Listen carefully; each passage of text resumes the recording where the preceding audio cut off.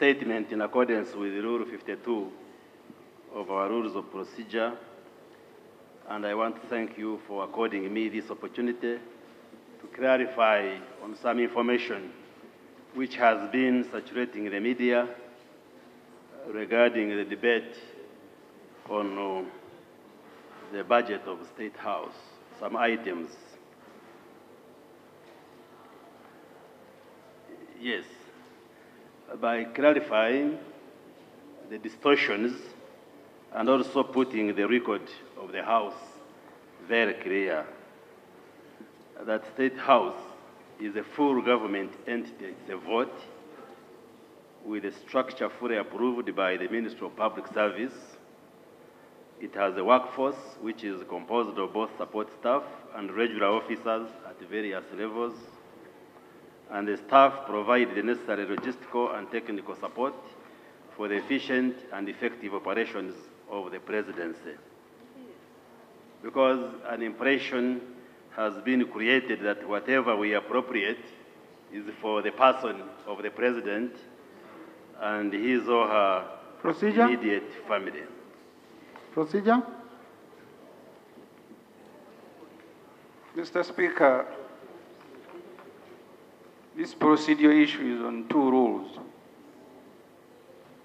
The first is Rule 52 the Minister has cited. It sets conditions for such a statement to be brought. Rule 222 forbids reopening for reconsideration of a matter that has been handled by Parliament. And that reopening, if it must take place, it must be on a substantial motion moved with a notice given of not less than 14 days. That's the only way you can come to ask Parliament to reconsider a matter, because we dealt with the budget here, we finished it. There were ministers here of finance, of everything. This matter can only be reopened under Rule 222 on a substantive motion with a notice of not less than 14 days. So the procedural issue I am raising, Mr. Speaker, is whether this Minister of National Guidance, now seeking to misguide Parliament, should abuse Rule 222, but also abuse Rule 52, because State House wants to deny parts of what we passed here in the budget, Mr. Speaker. Thank you. Honorable colleague, the Minister approached me, and that was the first question I asked him, that would you want the House to reconsider the decision it made? He said no. I read through the statement. The statement the Minister is presenting is not in any way reopening debate or seeking a reconsideration of the resolution of the House. But as a Minister for Information, okay, he felt he needed to inform the nation because very many questions are being asked out there. So this is a very good platform he can use to inform the nation. So let Honorable Minister, the Minister has the permission of the Speaker. Honorable Minister. Thank you very much, Right Honorable Speaker. If the Honorable Member had cared to listen, I never made reference to the budget debate. I said matters saturating in the media. And I am moving this to clarify and set the record proper. I am not asking Parliament to reconsider matters which were considered by the House, because I am a senior legislator, I know what the rules. But Honorable, right. You've ruled. Yes. Now you're making your own ruling. So, Right Honorable Speaker, reading from where I had reached, the staff of the State House provided the necessary logistical and technical support for the efficient and effective operations of the presidency. And the State House, in turn, provided the necessary facilitation for the staff to carry out their responsibilities effectively. And this is the mandate which informs the budgetary allocations across the various items.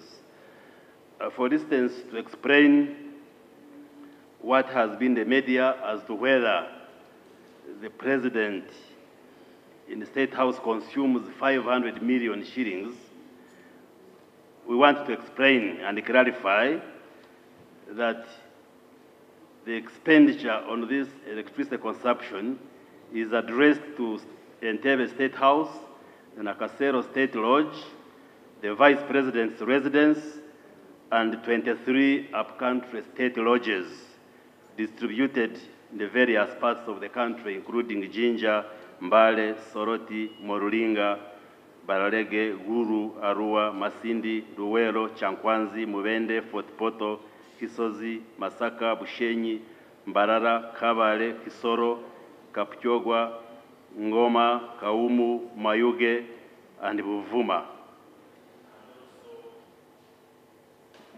5 administrative office blocks that support the State House and many other forms of infrastructure. In the media, there has also been a discussion as to whether the president spends 350 million shillings per year to buy clothing. Our president is one of the smartest presidents, but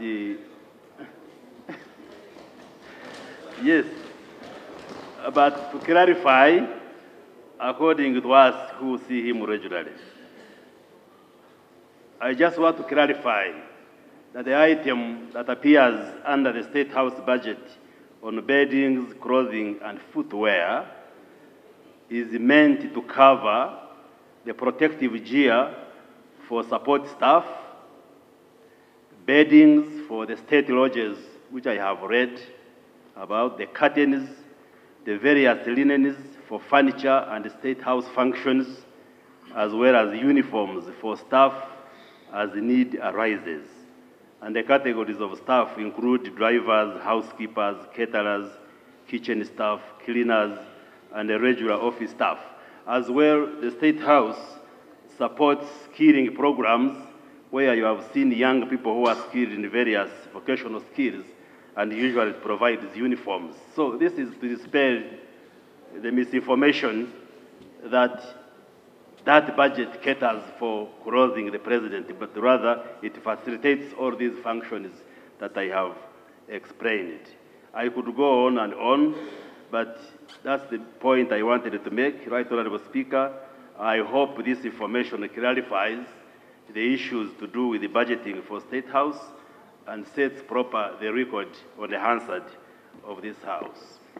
And I want to appeal to all of us that we should resist always from raising sensational and unsubstantiated information which misleads the public.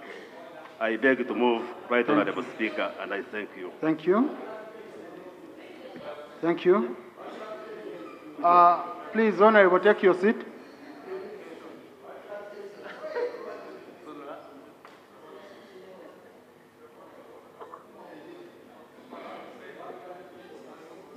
The minister is no longer on the floor. He finished.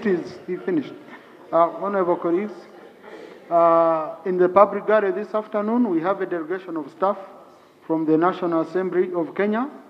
They include Mr. Noah Arap, Principal Clerk Assistant.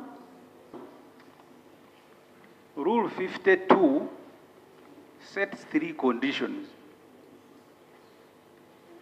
First, that this statement must be written, circulated, but it's also debated.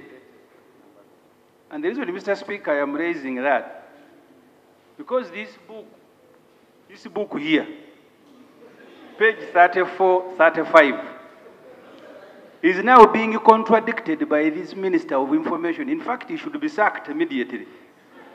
Because you can't be a Minister of Information and you are contradicting information provided by your own government. So the procedural issue I am raising is whether, Mr. Speaker, this matter must not be debated under Rule 52. So we can help the public to understand that information that we brought in this Parliament was actually supplied by Minister of Finance. And, Mr. Speaker, the law on Presidential Emoluments and Benefits Act does not provide a state house to drivers. It provides a state house to the president. So if he chooses to sleep there, Shamba boys, drivers, is also in breach of that law. Because the law says provide the president with the state house. So the procedural issue I'm raising is whether this matter should not attract a debate under 52. So we can tell this Minister of Information that actually his statement is in breach, or the president that is attempting to defend is in breach of the law on Presidential Emoluments and Benefits Act. Thank you. I was waiting for you to finish before your hand breaks because that book is too heavy. I could see the pain, but but I saw the urge. You wanted to speak. Just, Honorable, if I do that, then if I now open up the debate and, you know, really I would be now going to Rule 222, because you see, Rule 52 sub Rule 2 says may. So as a presiding officer, I weigh. Since it was a clarification and is not seeking reconsideration of the resolution of the House, and it is just a clarification, his statement will be just accommodated under Rule 52. He is allowed to make a statement, a minister. Okay? So he has used. There are some people who feel have been misinformed. There are others who feel have been informed. So you choose the category you want to belong to. I just leave that to your honorable colleagues. I can't. I want to go into your head to choose which side. Next item.